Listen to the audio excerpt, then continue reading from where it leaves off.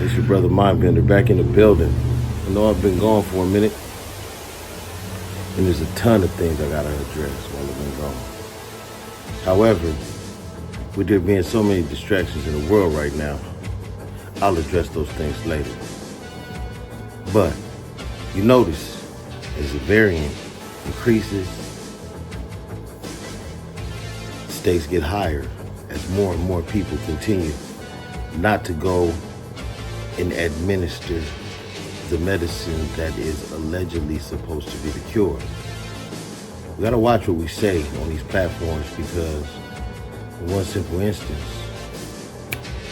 vamoose, we're gone. Everybody got a sore attitude about how the country is being ran and abroad. What's going on with Russia? What's going on with Tonga? Tonga literally obliterated in a volcano eruption that, virtually cut the island in half and left 2 pieces of tips at the south and north end of the island.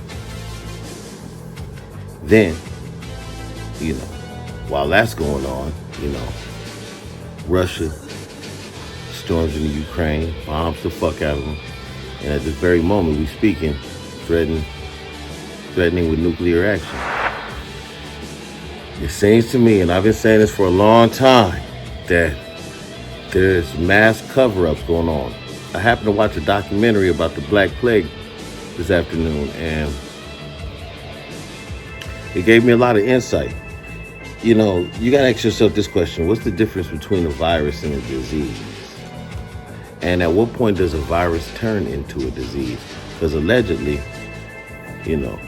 my original thought process was that a disease was something terminal, like cancer, or something you can't shake, like AIDS. And that a virus was more or less like a spore or a spawn of a spore. It can get you sick in different ways, like, influenza or different things of that nature. But allegedly, this other shit is so strong that it goes from a spore to a disease. That sounds like chemical warfare, man. That's just my opinion.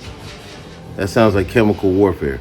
And I don't think that a lot of us are awake, you know what I'm saying? So when y'all out there, especially those of us who haven't taken vaccines or whatever, because you have literally become the enemy of the state. They blaming you for the reason why everybody's still getting sick, which is crazy, because you should see what this doctor says about it. As the Gallup poll last year wrote, Mr. Leonhardt included this sentence: Republicans consistently underestimate risks, while Democrats consistently overestimate them. We get a report from Italy. This was a journalist asking Professor Anna Teresa Palomara, the director of infectious diseases at the Italian Superior Institute of Health, but also a member of the scientific community of the Italian Pasteur Institute. They were asking her a question: why so many cases of infections? What's going on? This is what Professor Palomara said. The first reason is that in Italy, as in other European countries, the variant is infecting mostly vaccinated people, and especially people vaccinated with 3 doses. Let's move on. What did the CDC say recently about their death counts? They said that more than 75% of the COVID deaths did indeed have 4 or more significant comorbidities.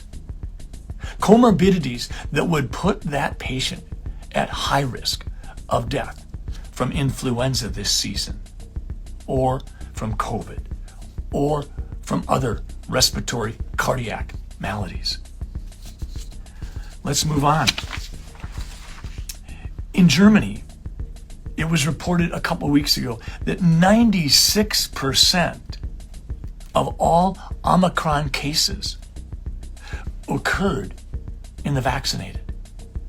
That was in Germany.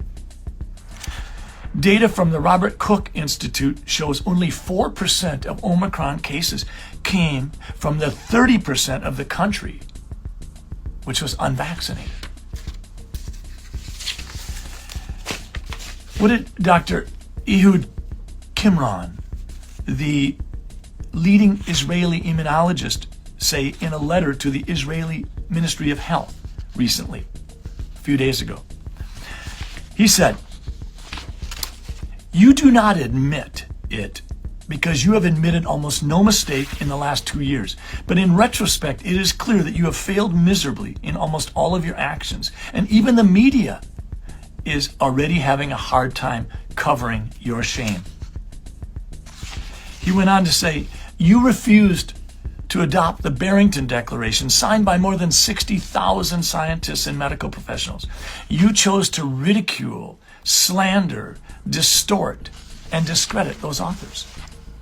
The truth is, you have brought the public's trust in you to an unprecedented low." He went on to say this, "You made children feel guilty, scared, smoke, drink, get addicted, drop out, and quarrel, as school principals around the country attest.